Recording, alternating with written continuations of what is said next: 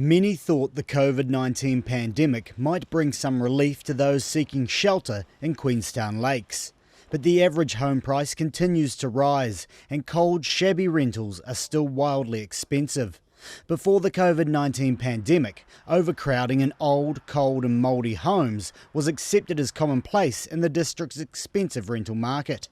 Many thought the economic deep freeze and a lack of tourism might tip the scales a little back in the favour of renters. But it hasn't happened.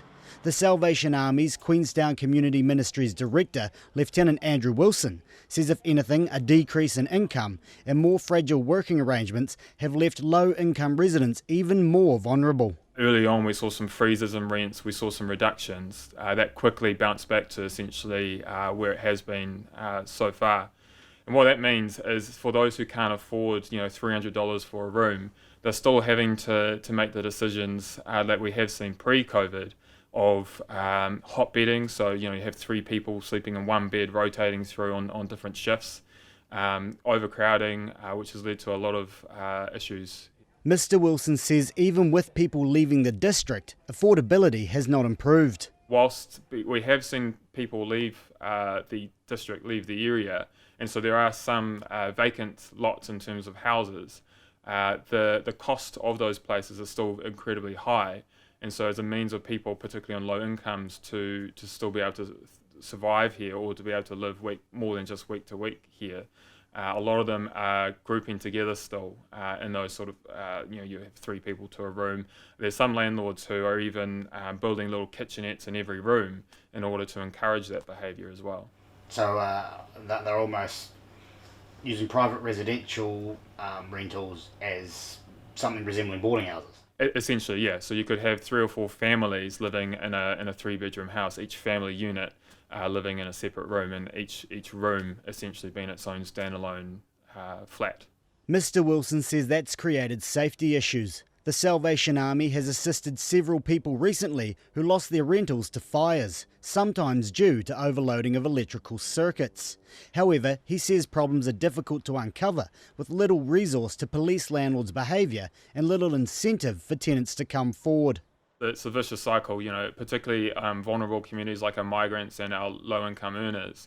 Their house is the only thing that they have that might be secure for them. And so to risk making a complaint either to their landlord or to their the property manager or whoever risks that house over their head. And particularly here in Queenstown, you never know what the next house is going to be, whether it's going to be more expensive or less quality. And so there's a number of people out there willing to live with what they have, even if it is poor living conditions. Ben has seen it all. Mouldy walls, leaking windows and overcrowding, all coming with a steep price tag. He spoke to RNZ under the condition of anonymity, fearing that going public may cause problems in finding a future home. He says a room he rented has left him with permanent respiratory problems. I've got a cough that I've had now for over 2 years.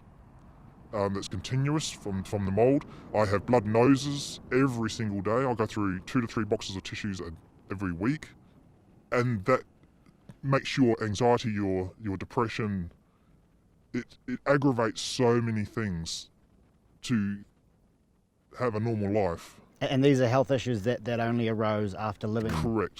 Yeah, never had any respiratory issues of any asthma issues of any sort beforehand, and because of all the dampness and other things in these poor substandard houses, it causes those problems to get worse. He says it's dehumanizing and there's no one to advocate for tenants, and the steep cost has left tenants struggling to get by.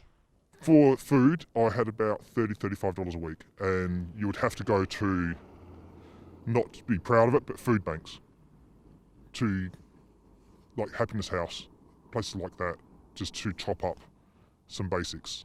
The Queenstown Lakes Community Housing Trust's waiting list has risen more than 20% from pre-COVID levels. The about 715 households now on the list represent more than 5% of all households in the district. To be eligible for assistance from the Trust, residents must have lived in Queenstown Lakes for 6 months and have one member of the family working full-time with New Zealand residency or citizenship. That means those 700 households likely represent just the tip of the iceberg. Kaianga Order has only 9 homes in Queenstown and just 4 in Wanaka. The Trust's executive officer, Julie Scott, says there's definitely greater need for public housing. It's unfortunate, it's a bit of a chicken-egg thing. If there's no Kaianga Order houses in the district, then people don't bother applying to MSD to get on the public housing register, and so therefore the government looks at it and says, hey, there's no one on the register, there's no demand. So, we know that there's a lot more demand out there that's not on the register. We've just helped 15 households into the Toru units, into public housing there that weren't previously on the housing register, but we helped them to get on that, and then we've got a contract with the government to put them into public housing into one of our units. So there's plenty of demand out there. Ms Scott says every agency has a role to play to improve affordability, but the Trust would welcome a greater presence from Kaianga Order. Kaianga Order says it currently has plans to deliver about 20 new homes across the Queenstown, Cromwell and Alexandra areas. However, its Otago Southland Regional Director, Tim Blake, says this figure is subject to change as work progresses and some projects may be deemed unfeasible, while new projects are simultaneously investigated and developed.